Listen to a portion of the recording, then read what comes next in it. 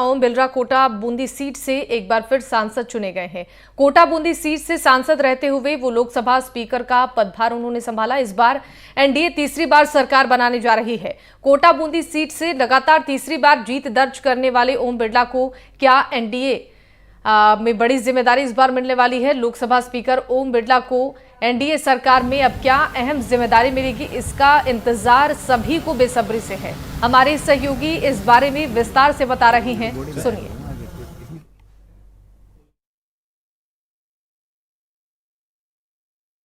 NDA लगातार तीसरी बार सरकार बनाने जा रही है और इसी बीच सियासी हलचलें भी तेज हो गई है कि राजस्थान से कौन से नेताओं को प्रतिनिधित्व मिलेगा। बीजेपी का गढ़ कहे जाने वाले हाड़ौती पर भी सबकी निगाहें हैं और खास तौर पर लोकसभा स्पीकर ओम बिरला पर कि उनकी अगली भूमिका क्या रहेगी।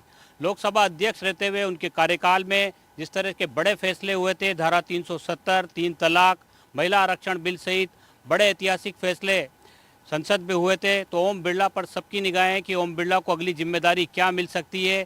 उनको क्या मंत्री बनाया जा सकता है या लोकसभा अध्यक्ष पद पर दोबारा से रिपीट किया जा सकता है, क्योंकि ओम बिरला प्रधानमंत्री नरेंद्र मोदी और गृह मंत्री अमित शाह के भी बेहद करीबी माने जाते हैं।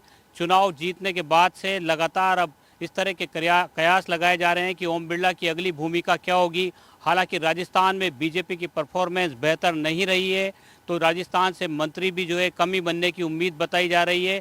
लेकिन इस बीच क्योंकि ओम बिरला केंद्रीय नेतृत्व में अहम पद पर रहे हैं, संवैधानिक पद उनके पास रहा है और 5 साल का उनका कार्यकाल जो है उसको बेहतरीन बताया गया है।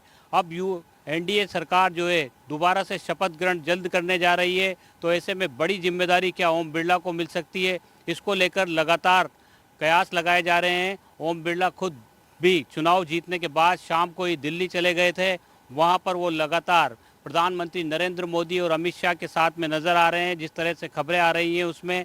और कोटा क्योंकि बीजेपी का गढ़ कहा जाता है हाड़ौती, और यहाँ से पहली बार जो है इस तरह का बड़ा पद जो है किसी नेता को यहाँ से मिला था, तो कोटा वासियों की भी उम्मीदें हैं, हाड़ौती वासियों की भी उम्मीदें हैं कि ऐसा बड़ा पद दोबारा से क्या ओम बिरला को मिलेगा या फिर कोई नई जिम्मेदारी दी जाएगी। लोकसभा अध्यक्ष रहते हुए यूपीए सरकार ने भी शिवराज पाटिल को केंद्रीय मंत्री बनाया था, तो क्या ओम बिरला को केंद्रीय मंत्री बनाया जाएगा या फिर कोई प्रभार दिया जाएगा, इन सब पर जो है पूरी तरह से चर्चाएं की जा रही है। हालांकि जो झालावाड़ से दुष्यंत सिंह है वो 5वीं बार लगातार चुनाव जीते हैं। पूर्व मुख्यमंत्री वसुंधरा राजे के पुत्र हैं। वसुंधरा राजे जो है केंद्र में विदेश मंत्री रह चुकी हैं, लेकिन दुष्यंत सिंह को 5 बार में एक भी बार अभी तक मंत्री नहीं बनाया गया है। और मौजूदा सियासी हलचल जो चल रही है उसके मुताबिक क्या दुष्यंत सिंह को राजपूत वोटर्स को साधने के लिए, राजपूत खेमे को संतुष्ट करने के लिए उनको भी मौका मिल सकता है। इस तरह की भी कयास लगाए जा रहे हैं, लेकिन ज़्यादा जो ध्यान है वो ओम बिरला के ऊपर है, क्योंकि बड़ी जिम्मेदारी उनके पास थी। संवैधानिक पद पर वो लोकसभा स्पीकर के पद है, तो अब क्या ओम बिरला को मंत्री बनाया जाएगा या किसी का प्रभार दिया जाएगा किसी विभाग का, या फिर उनको लोकसभा स्पीकर के पद पर दोबारा रिपीट किया जाएगा।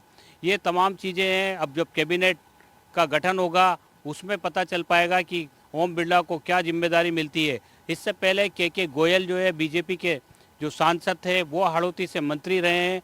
वसुंधरा राजे जो है वो विदेश राज्य मंत्री रही हैं। तो हाड़ौती से अब ओम बिरला की बारी है। कांग्रेस की बात करें तो कांग्रेस में भुवनेश चतुर्वेदी जो है वो सांसद थे और वो पीएमओ में उनको बड़ी जिम्मेदारी थी। उसके बाद में हाड़ौती से बड़ी जिम्मेदारी सिर्फ ओम बिरला को मिली थी। इतना बड़ा पद जो है सिर्फ ओम बिरला को मिला था, और अब क्योंकि वो चुनाव जीत करके गए हैं और प्रधानमंत्री नरेंद्र मोदी और गृह मंत्री के बेहद करीबी माने जाते हैं, तो उम्मीद की जा रही है कि ओम बिरला की अगली भूमिका जो होगी वो बड़ी ही भूमिका होगी, अहम पद उनको दिया जा सकता है। अब कैबिनेट का गठन होगा, शपथ ग्रहण समारोह होगा, इसमें ये तस्वीर साफ होगी।